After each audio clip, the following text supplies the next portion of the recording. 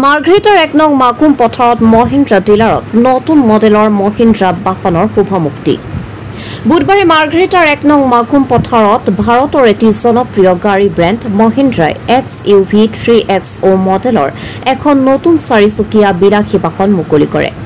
এতিয়াৰ পৰা যিকোনো ব্যক্তিয়ে নিজৰ মনৰ পচন্দৰ মহিন্দ্ৰা ব্ৰেণ্ডৰ চাৰিচকীয়া বাহনখন ক্ৰয় কৰাৰ সুবিধা লাভ কৰিব। মহিন্দ্ৰা ডিলাৰখনৰ মাৰ্ঘেৰিটাৰ শাখাটো স্বত্বাধিকাৰী হৈছে মাৰ্ঘেৰিটা প্ৰতিষ্ঠিত ব্যৱসায়ী অংকুৰ দাস। নতুন মডেলৰ বাহনখনৰ শুভাৰম্ভ অনুষ্ঠানত উপস্থিত থাকে মাৰ্ঘেৰিটাৰ বিশিষ্ট ব্যৱসায়ী SK চৌৱে, সমাজকৰ্মী ভাৰত ভূষণ বৰঠাকুৰ, যুৱ সমাজকৰ্মী ক্ৰমে ৰাজীৱ বৰা, সঞ্জীৱ বৰা আৰু লাচিত ফুকন। মহিন্দ্ৰা ডিলাৰখনৰ মাৰ্ঘেৰিটা শাখাটোৰ স্বত্বাধিকাৰী অংকুৰ দাসে ৰাইজে মহিন্দ্ৰা ব্ৰেণ্ডৰ এই বাহনখনক আঁকোৱালি ল'ব বুলি আশা প্ৰকাশ কৰিছে। ধন্যবাদ জনাইছোঁ। আপোনালোকে গম পাইছে নিশ্চয়কৈ যে আজি আমি মহিন্দ্ৰা XUV 3XO যিখন গাড়ী আমি লঞ্চ কৰিছোঁ সমগ্ৰ ভাৰতবৰ্ষত পৰ্যায়ক্ৰমে এই গাড়ীখন ইতিমধ্যে মুকলি হৈছে আৰু আজি আমি মাৰ্ঘেৰিটাত এই গাড়ীখন মুকলি কৰিলোঁ। আৰু এই গাড়ীখনৰ বিশেষত্ব এইটোৱে যে এই গাড়ীখন অতি কম মূল্যত আমাৰ মহিন্দ্ৰাই বজাৰত মুকলি কৰি দিছে। SUV হিচাপে এই গাড়ীখন খুব কম ৰেঞ্জত, যেনেকৈ আপোনাৰ 7.49 ইয়াৰ ৰেঞ্জ ষ্টাৰ্ট আৰু ইয়াৰ টপ মডেলটো প্ৰায় আপোনাৰ 12 লাখৰ পৰা 13 লাখৰ ভিতৰত ইয়াৰ টপ মডেলটো।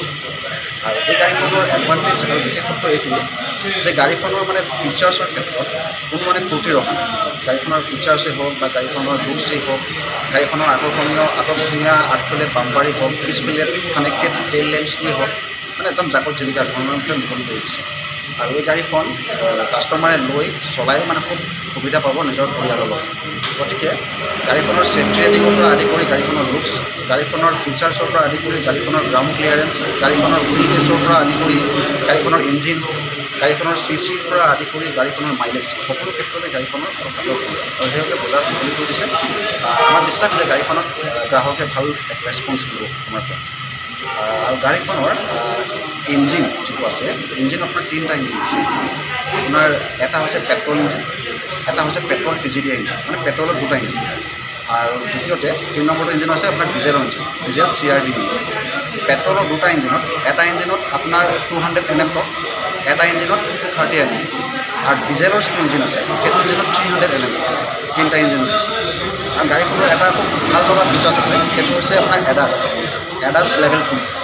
ADASটো এনেকুৱা হয় যে আগফালে যদি এখন গাড়ী গৈ থাকে আৰু পাছফালে যদি আপোনাৰ গাড়ীখন গৈ আছে 3XOখন, 3XOখনৰ যিটো চেঞ্চাৰ আছে সেই চেঞ্চাৰে আগফালে চেঞ্চাৰটো কেচ কৰিব, আগফালে যোৱা গাড়ীখনৰ স্পীড লেভেল।